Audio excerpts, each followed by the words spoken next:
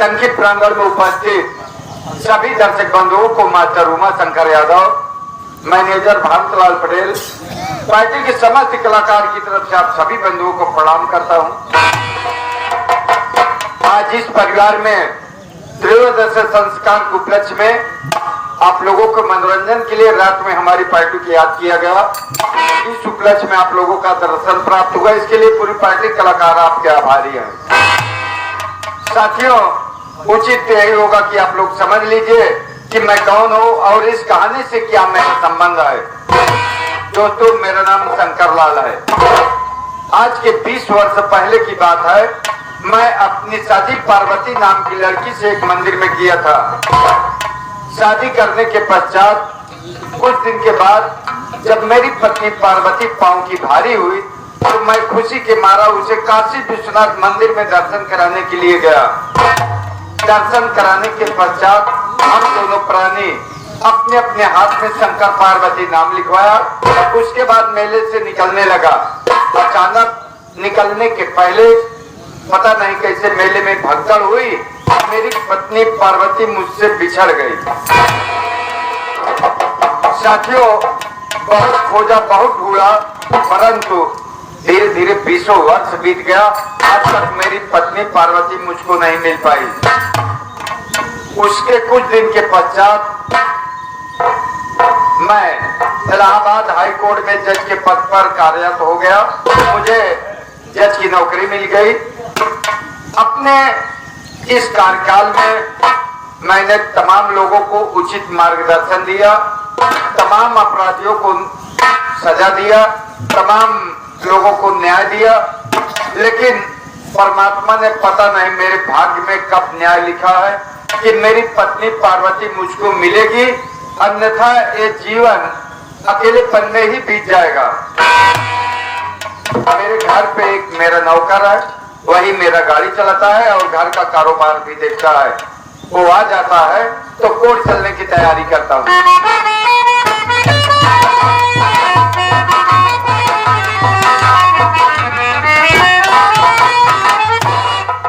Good darling doctor साहब,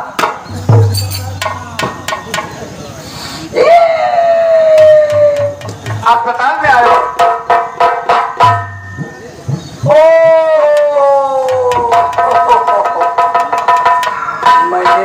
मजाक किया।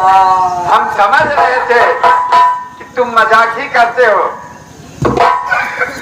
और बताइए साहब जी, कैसे हैं आप? ठीक है, कहिए रहमान। नाश्ता कर लिया? Yes sir. गाड़ी चेक कर लिया? Yes sir. तो गाड़ी ठीक ठाक है? Yes sir. तो कोई बात नहीं है सर, बस गाड़ी में थोड़ा सा काम है बस। क्या? बस वही कल्टीवेटर खोला, पानी डाल दो, उसके बाद चलते हैं। अरे रहमान, फिर मजाक करने लगे। अरे उसे रेडिएटर कहा जाता है, कल्टीवेटर नहीं। कल्टीवेटर ट्रैक्टर में लगता है। देखिए, कोर्ट चलने से पहले थोड़ा वक्त बाकी है। कुर्सी लाओ, थोड़ी देर वेट कर लेता हूँ, उसके बाद कोर्ट चलता हूँ। ठीक है।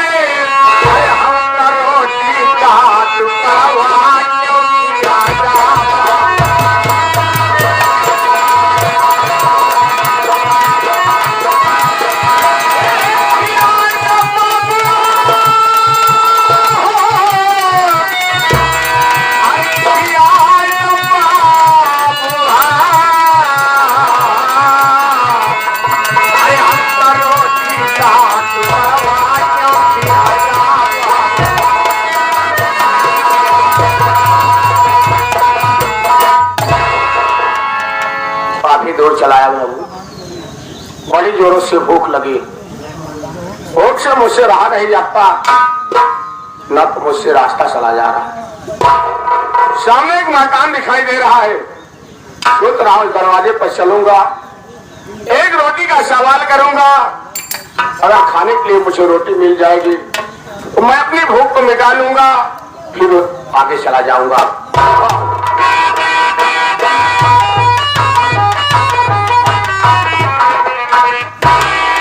नमस्ते भैया। नमस्ते नमस्ते। पहचाने ना भाई आपके? बड़ी जोरों से भूख लगी है, अगर हो सके तो एक टुकड़ा रोटी खिला दो भैया। आपको भूख लगी, आप खाना खाना चाहते हैं? जी हाँ। देखिए भैया, मैं आपको खाना खिलाऊंगा, जरूर खिलाऊंगा, आपको पेट भर के खाना खिलाऊंगा। आप कपड़े भी नहीं पहने, मैं आपको कपड़ा भी दे दूंगा। लेकिन भैया आप 1 मिनट रुकिए, मैं अपने मालिक से पूछ लेता हूँ, उसके बाद आपको खाना भी दूंगा, कपड़ा भी दूंगा। साहेब, एक आदमी आया है, क्या हो? वो कपड़ा भी नहीं पहना है, काजिज बेचारा। अच्छा। मैं भूखा हूँ, मुझे खाना खिला दो। तो मैं उससे बोला मैं अपने साहब जी से पूछ के आता हूँ। अरे रहमान, इसमें पूछने की क्या बात थी? मुझसे लिवा आते, भोजन करा देते। जाओ जाओ लिवा। साहेब को से मिले क्या? क्या मिल रहा है? नमस्ते बाबू। जी बताइए क्या बात है? बड़ी जोरों से भूख लगी है बाबू, अगर हो सके तो एक टुकड़ा रोटी खिला दीजिए। बड़ी जोरों से भूख लगी हुई है, जी हाँ। लेकिन इस तरह से इस उम्र में इधर उधर क्यों विचलन कर रहे हो और क्यों भूखे टहल रहे हो? बात क्या है? अपने जीवन का टुकड़ा सुनाओ बाबू, कोई सुनने वाला नहीं है। मेरे जीवन की कहानी बहुत लंबी है। क्या बता रहे हो कि मेरे जीवन की कहानी बहुत लंबी है? जी हाँ। जो बात हो साफ साफ बताओ, क्या तुम्हारे जीवन की कहानी है? अगर आप ज्यादा चाहते हैं मैं आपसे जरूर बताऊंगा बाबू। मैं चंदनपुर का रहने वाला हूँ, मेरा नाम चंदन है। मेरे बाबू जी, जिसे लोग नारायण बाबू कहते हैं। घर में मेरी एक सौतेली माँ है, जिसे लोग मालकन कहते हैं। मेरे घर में एक नौकरानी थी, जिसे लोग किरण कहते बाबू। लेकिन उसके अंधी और लाचार थे, मालिक ने उसे गरीबी दिया था। मेरे घर में आती थी, चूल्हा और बर्तन का काम करते थे। जब मैं उसे देखता था मुझे बड़ी दया आती थी। मैं उसे नौकरानी नहीं बल्कि उसे अपनी धर्म की बहन मानता था और उसे एक भाई का प्यार देता था। एक दिन की बात है, मेरी सौतेली माँ उसे नदी पर पानी के लिए भेज दिया बाबू। जब वो लाचार नदी पर पानी के भरने के लिए गए, रास्ते में ठोकर लग जाने से घड़ा उसके हाथ से छूट गया।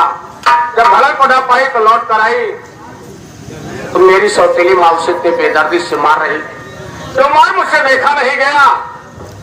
मैं पहुंच करके माँ के ऊपर हाथ उठा दिया और मेरे मुंह से एक शब्द भाषण का निकल गया, क्योंकि परमात्मा ने उसे कोई औलाद नहीं दिया था। ये बात जाकर के मेरे बाबू जी से बताई कि किरण और चंदन दोनों आपस में प्यार करते हैं, वो उसे अपनी दुल्हन बनाना चाहता है। सुनने के बाद बाबूजी को गुस्सा आया। हम भाई बहन कमरे में बैठे थे, बाबूजी आए, बोले कि चंदन तुम मेरे घर में रहने के काबिल नहीं है, तो एक नौकरानी को अपनी दूल्हा बनाना चाहता है, निकल जा मेरे घर से, तू मेरा सगा औलाद नहीं है। मैंने उससे पूछा कि अगर मैं आपका औलाद नहीं, इस दुनिया में किसका औलाद हूँ? उन्होंने मुझसे कहा कि मैं तुम्हें काशी विश्वनाथ मंदिर के में परुआ पाया था, तू मेरा सगा औलाद नहीं है। उन्होंने मुझे मार कर घर से भगा दिया बाबू। आज 3 दिन हो गया, मुझे एक टुकड़ा रोटी नहीं मिली। अगर हो सके तो एक टुकड़ा रोटी खिला दो बाबू।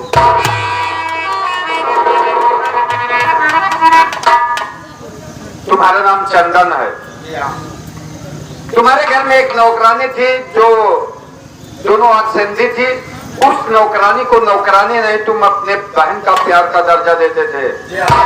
तुम्हारी माँ ने भाई बहन के पवित्र रिश्ते को कलंकित करके तुम्हें घर से बाहर निकलवा दिया। परमात्मा उन लोगों को कभी नहीं माफ करेगा जो भाई बहन की इस पवित्र रिश्ते को चरित्रहीनता का आरोप लगाकर तुम्हें घर से बाहर कर दिया। बेटा चंदन, जब से तुम मेरे पास आए हो, बार बार बाबू शब्द का करके आज मेरे जीवन में उजाला पैदा कर दिया। चंदन, मैं अभी तक मेरे जीवन में अंधकार ही था। तुम्हारे आने के बाद, बाबू शब्द करने के बाद ऐसा लगा जैसे मेरे जीवन में कोई दीपक जला दिया, उजाला हो गया। मतलब आपके पास कोई औलाद नहीं बापू? और ये आगे 6 महीने वाले, ये आगे 6 महीने।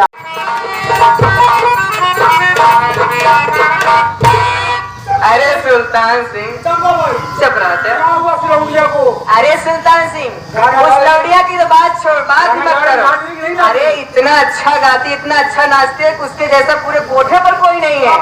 और क्या, अब बस तुम एक काम करवा दो मेरा, जल्दी से मुनादी करवा दो। हाँ, कि चंपा बाई के कोठे पर एक जोरदार लौड़िया आई हुई है। नाम उसका चकोरी बाई रखी हुई है। मुनादी करवा दो कि जो सबसे ज्यादा रुपया देगा उसी के साथ चकोरी बाई की नथुनी उतरेगी, यानी एक रात के लिए चकोरी बाई उसकी। अरे रहमान, इधर आ। मुनादी कर, आपको 2.5 पैसे बराबर आएगा। मुनादी कर।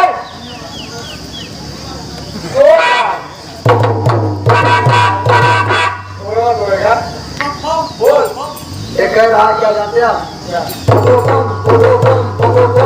आगे बोल। इसका मतलब सुनो सुनो सुनो मेरे ग्रामवासियों, आप लोगों को सूचित किया जाता है कि ये चंपा बाई के कोठे पे एक मशहूर जोरदार लौंडिया आई है। जो कोई अधिक ज्यादा रुपया देगा वही उसके साथ बोम करेगा। अरे बोम हो गया, सही है। चलो अब लोग आएंगे, हम तुम बैठ के इंतजार करते हैं, बस भीड़ लगना शुरू।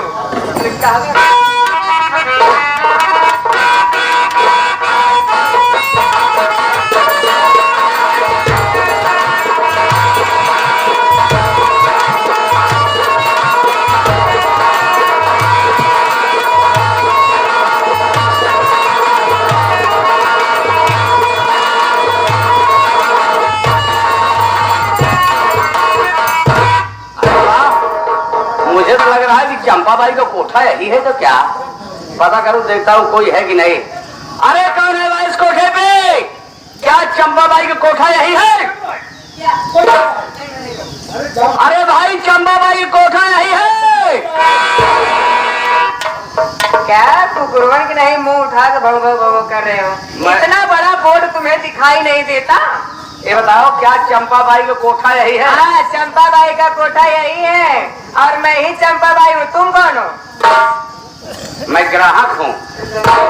आपके कोठे पे कोई नया माला है। चंपा बाई तुम्हें हो? हाँ, मैं चंपा बाई। मेरी इसको नंदहिवा समझ रहा है, सारे का बोल रहा है। नहीं नहीं, इसको मैं समझ रहा हूँ वहाँ कमला नगर वाली को। काय तो हाथ पहले लागे।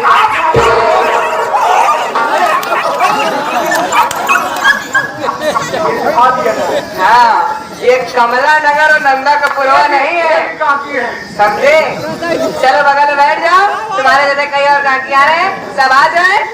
अरे भाई, अरे माल है भाई, माल जल्दी दिखाओ। पहले बैठ के इंतजार करो।